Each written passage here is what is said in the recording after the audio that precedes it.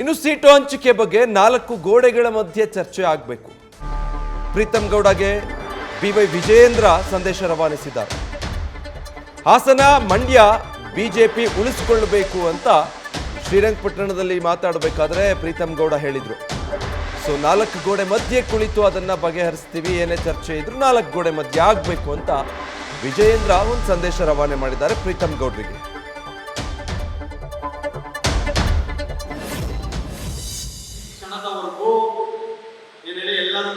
ಈ ಕ್ಷಣದವರೆಗೂ ಭಾರತೀಯ ಜನತಾ ಪಾರ್ಟಿಯ ಎನ್ಡಿಎ ಕೂಟಕ್ಕೆ ಜನತಾದಳ ಸೇರಿದೆ ಹೊರತು ಯಾವುದೇ ಕಾರಣಕ್ಕೂ ಯಾವ ಸೀಟು ಯಾರಿಗೆ ಅಂತ ಇನ್ನೂ ತೀರ್ಮಾನ ಆಗಿಲ್ಲ.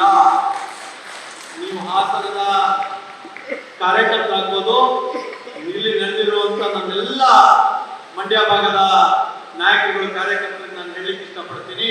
ಈ ಕ್ಷಣದವರೆಗೂ ಈ ಕ್ಷೇತ್ರ ಇಂಥವ್ರಿಗೆ, ಈ ಕ್ಷೇತ್ರ ಅಂತವ್ರಿಗೆ ಅಂತ ಹೇಳಿ ಯಾವುದೇ ಮಾತುಕತೆ ಆಗಿಲ್ಲ, ಯಾವುದೇ ತೀರ್ಮಾನ ಆಗಿಲ್ಲ. ನನ್ನ ಮನಸ್ಸಿಗೆ ಹೇಳ್ತಾ ಇದೆ, ಹಾಸನ ಮಂಡ್ಯ ಎರಡೂ ಕೂಡ ಭಾರತೀಯ ಜನತಾ ಪಾರ್ಟಿಯ ಅಭ್ಯರ್ಥಿಗಳೇ.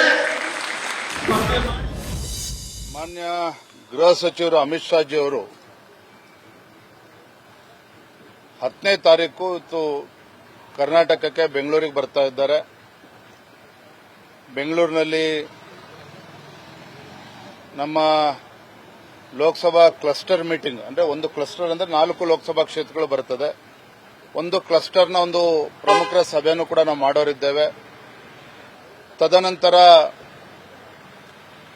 ನಮ್ಮ ಎಲ್ಲ ಕೋರ್ ಕಮಿಟಿಯ ಸದಸ್ಯರ ಜೊತೆಲೂ ಕೂಡ ಸಮಾಲೋಚನೆ ಮಾಡೋರಿದ್ದಾರೆ ಮಾನ್ಯ ಅಮಿತ್ ಶಾ ಜಿ ಅವರು.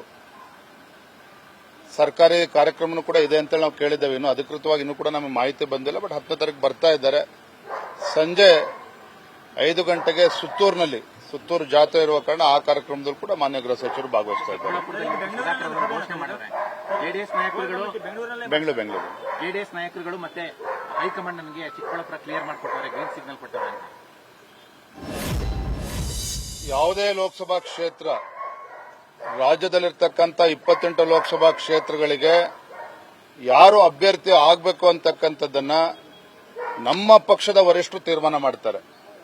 ಮತ್ತೊಮ್ಮೆ ಹೇಳ್ತಾನೆ, ರಾಜ್ಯದ 28 ಲೋಕಸಭಾ ಕ್ಷೇತ್ರದಲ್ಲಿ ಯಾರೇ ಅಭ್ಯರ್ಥಿ ಆಗಬೇಕು ಅಂದ್ರೂ ಸಹ ನಮ್ಮ ಭಾರತೀಯ ಜನತಾ ಪಾರ್ಟಿಯ ವರಿಷ್ಠರು ತೀರ್ಮಾನ ಮಾಡ್ತಾರೆ.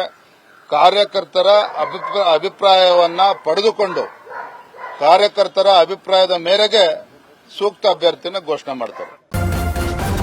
ನ್ಯೂಸ್ ಫಸ್ಟ್, ನಿರ್ಭೀತಿಯಿಂದ ನಿಮ್ಮ ಪರವಾಗಿ.